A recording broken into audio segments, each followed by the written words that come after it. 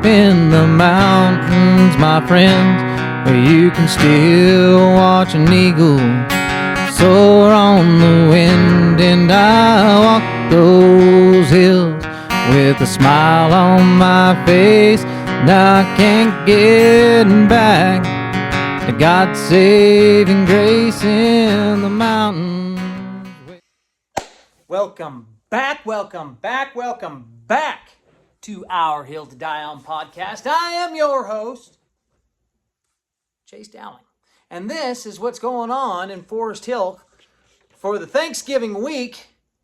What the hell is it? God dang, what do we got here?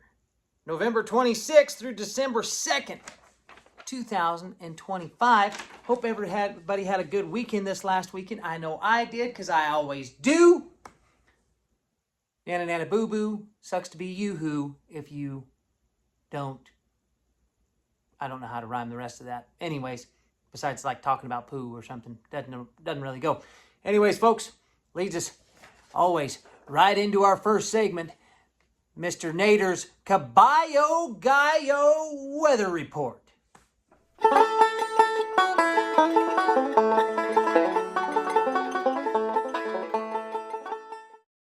All right, folks, Nader sends another one this week. He says this week's going to be steady as it gets, cool, dry, and sunny. Wednesday through Sunday, we're looking at mostly sunny skies with highs in the low to mid-60s and nights in the 40s. Thanksgiving Day is actually one of the warmer days of the week at around 67 degrees. No rain in sight, just classic fall weather that makes it real easy to get projects done, or at least pretend you're going to. Not saying that I'm going to, but I might pretend. So, folks, that's your Caballo Gallo weather report. Enjoy the sunshine while it sticks around, and have a good Thanksgiving week.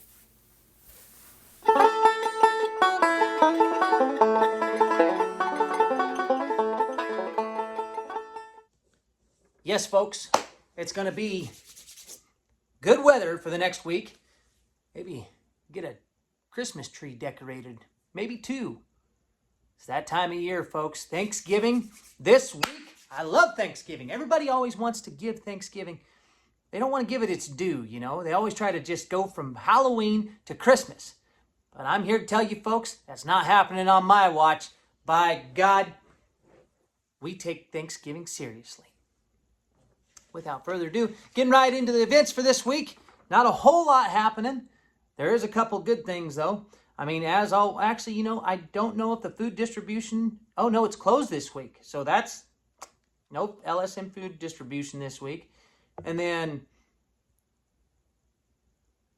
12 to 10 p.m., American Legion Social at the hall in the big room. This is all on Wednesday, the 26th, day before Thanksgiving. And it says there's a chamber meeting at 6 p.m. on Wednesday, but I don't necessarily know if that's going on either. It is on my calendar, though. It seems a little on for the day before Thanksgiving. But check into it if you're interested. Then, Virginia DeMaria Daniel has a birthday on Wednesday. Happy birthday to you. That's right, folks. If you know her, send her a happy birthday. Then, Thursday, Thanksgiving. We get to sit around, be fat, eat all the turkey and the ham. I got a good turkey from Rayleigh's, got a good ham from Rayleigh's. I tell you what, if you want a spiral ham in the area, Rayleigh's is the place to go. Every year, it's like my little secret, spiral cut ham. They got the best ham prices. If you're a member, it always is that way. And I'm sure Wharton's does too, so don't forget about that. But that's where I got my stuff this year, just because it was cheap as hell. So, then, I doubt, no, that's not going, that's not going on Thanksgiving. I was going to say workout with Corey Nick, because it's always on Thursdays, but if she's working out on Thanksgiving morning, I'll give her some props, but I doubt that's happening. Also, November 27th is the date. Thanksgiving doesn't always fall on the same date every year. It falls on the same day, not the same date. So, big shout out and happy birthday to Mr. Reverend Kevin Tackett. I think he's going to be like 35 years old, maybe even 36. He's getting to be a bit of an old bugger. Got a few kids, starting to walk with a limp, looking a little grouchy. Starting to act a little old there, Kev. Happy birthday, friend. Hope you have a good day. I hope everybody has a good Thanksgiving. I love Thanksgiving. Yeah, get to sit around, play cards with family members, watch football, eat stuff with lots of gravy, lots of hors d'oeuvres. No one cares if you're fat, although I'm going to have to get some stretchier jeans. I know it. Moving on. Friday, nothing going on Friday. One wouldn't be surprised because it's the day after Thanksgiving, so hey, there's that. But I do have this week's outdoor report.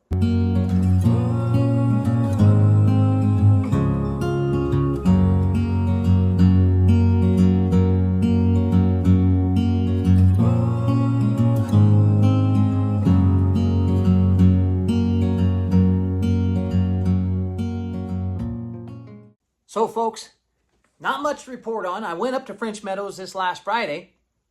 It was snow up top when you got up on top of Chipmunk and whatnot, but down by the lake level was pretty good. Didn't see the cows, but then on Sunday, I went and branded a few. Got my daughter on a horse. She loved the hell out of it. She's a teenage kid. Well, she's preteen. She's 12, almost 13. Didn't really want to get out of bed to go push cattle in the mud. And but once we got there and she got to get on a horse, by God, the world changes. And there's something good about the outside of a horse does something good for the inside of a human. Just going to say that right out the gate. Same with cattle. And we had a great day. My son and my daughter were good help. And yeah, nothing got injured and nobody got their faces kicked. Nobody got their shins kicked. It was a good day. So that's our outdoor report. But also, folks, does anybody know where Andy is? Anybody? Has anybody seen Andy? We need to get a GPS tracker on him because he's always somewhere. This week, he's probably at home, I'm guessing. We need an Andy tracker in the comments, folks. I need to know where he's at. It's like, where's Waldo in this son of a gun? And ladies and gentlemen, that is this week's outdoor report.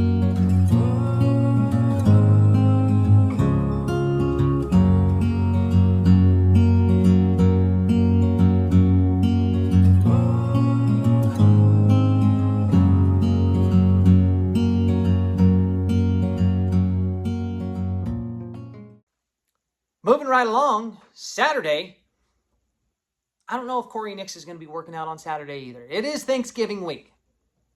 I'm just going to venture to say she's not, but if you're interested, you might want to get a hold of her and see. Then the big thing on Saturday is your varsity boys football team made it to the, what is this? This is the CIF SJS D8 championship game on Saturday, 9 a.m. it says. Might want to double check that too. They're down in Mira Loma. Game's going to be taking place down in Mira Loma. So, if you don't got anything going on Saturday, get down to Mira Loma. Let's show Forest Hill. Let's show out for Forest Hill. Let's show out for these boys. Show everybody that we can travel with the best of them. And we're the most unruly crowd that you ever did have. We bring cowbells. Should bring chainsaws. That'd be a lot more fun. Just every time a touchdown score, just bam, bam, bam, bam, bam, bam, bam. I think I'm going to start doing that, actually. Next season. Good job, Wildfires. You're killing it, and I hope you win. Of course I hope they win. That freaking, god dang, they've done really good this season in that 8-man. I tell you what. 8-man was built for Forest Hill High School football. Also, on Saturday, we have 3 birthdays that I know of. There's Rebecca Wright, Tammy Romero, and Kelsey Kerner. That's right. I think she's turning like 22 or something like that. She's still real young. Brewmasters herself. Kelsey, happy birthday, guys. Then Sunday, the only thing going on is it's Bristol Hall's birthday. He's turning 46, I hear. Happy birthday, Bristol. We'll see you at the old Bolero. Then, which, ladies and gentlemen, for Thanksgiving, this being this week, that takes us right into this week's Thoughts for the Shitter. You know who I'm talking about.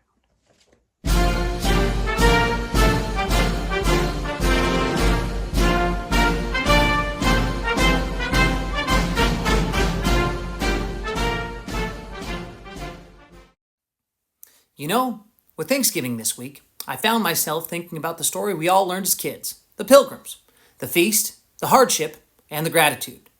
But there's a part of the story that somehow never makes it into the school version anymore. The Pilgrims didn't survive because of collectivism. They survived because they abandoned it. When they first came over, the colony tried a share everything equally system. Everybody worked the same fields, everyone got the same share, no matter who put in the effort. And it failed. Fast. People stopped working as hard. Food production crashed, and the colony nearly starved. So Governor Bradford did something bold. He gave every family their own plot of land, their own responsibility, their own incentive, and suddenly, productivity exploded. Harvests grew, and people helped each other. But not because they were forced to, but because they wanted to. That shift from collectivism to personal responsibility is what saved the Pilgrims. That's what created the first real American Thanksgiving. And that's the part that matters today. Because Thanksgiving isn't just a holiday. It's a reminder that people thrive when they have ownership. Communities thrive when their neighbors help neighbors. And America thrives when individuals are free to succeed and free to lend a hand because they choose to, not because they're directed to. Look around any small town, ours included, and you'll see the same lesson. When someone's in trouble, it's not a government program that shows up first. It's a neighbor, it's a friend, and it's a stranger with a chainsaw, a family with an extra plate. People doing what people have done since the beginning, stepping up for each other.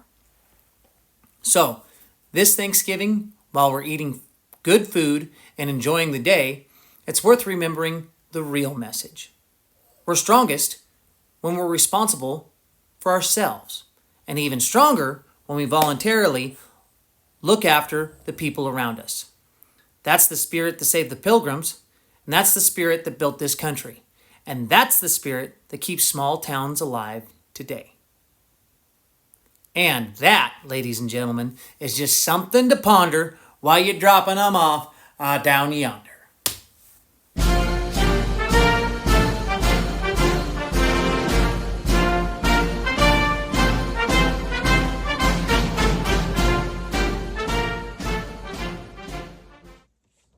Moving right along.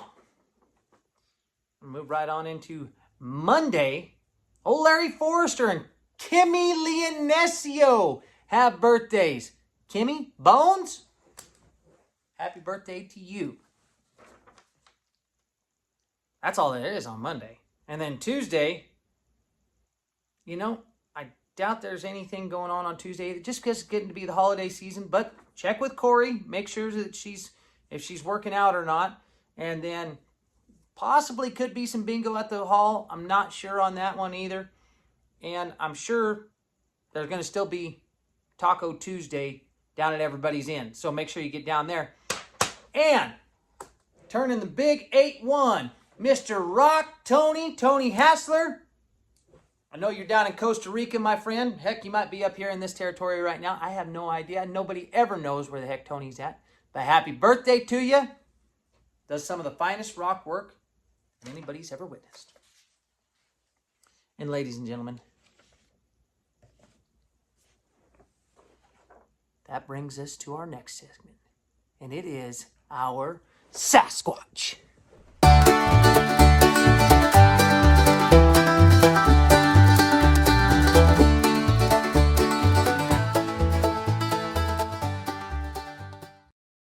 Well, folks, this week's Sasquatch is a little smaller than most, and he wasn't spotted deep in the woods either.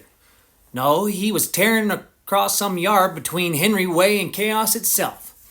This mini squatch is wild as a buck in fly season and full throttle from sun up to sundown. Known from going everywhere barefoot, gravel driveways, hot pavement, snow on the ground, doesn't matter. Shoes are optional and mostly unwelcome. Clothing, well, that's also optional. Sometimes you're lucky if you get him wearing more than just a pair of shorts. Most of the time he's into skivvies. Trust me, I know. I see it flash by the back door every now and then. Despite the feral appearance, he's got a heart of gold. The kind of kid who'll help you dig a post hole, check on the dogs, and then run off to sword fight a tree with a stick. often seen riding anything with wheels, a bike, scooter, skateboard, or an old red wagon. He's turned into a chariot. If it rolls, it goes. He's also a top-notch pitcher. When he's on the mound, you might hear a certain local announcer call him the Sling Blade, and you'll understand why the moment he gets into his stance. And most of the time, his tools of choice are a knife, a shovel, and whatever trouble he can find. He frequently expresses his deep disappointment that all the kids on his street are girls, which he considers a design flaw that he has no control over. Neighbors say if you hear yelling, laughter, and something metal being dragged across the yard, you've probably spotted him. Moves like a raccoon in a Red Bull commercial, fast, unpredictable, and somehow always up in a tree you didn't know existed. If you don't know who I'm talking about, I'm not going to tell you. But I'm sure by this, you probably know. But if you don't know, now you know.